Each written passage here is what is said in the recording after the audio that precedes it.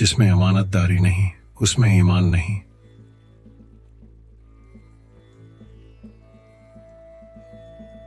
تمہاری دعا تمہارے اندر ہے مگر تم اسے محسوس نہیں کرتے۔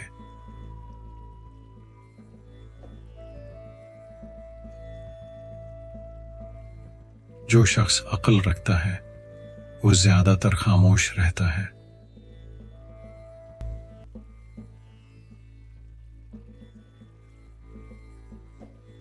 اللہ کے خوف سے رونا اس کی رحمت کی چابی ہے۔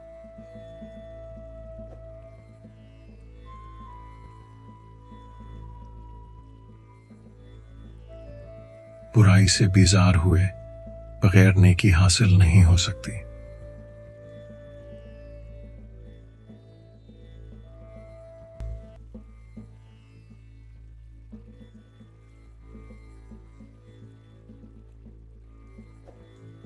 سب سے زیادہ غنی وہ ہے جو اللہ کی تقسیم پر راضی ہو۔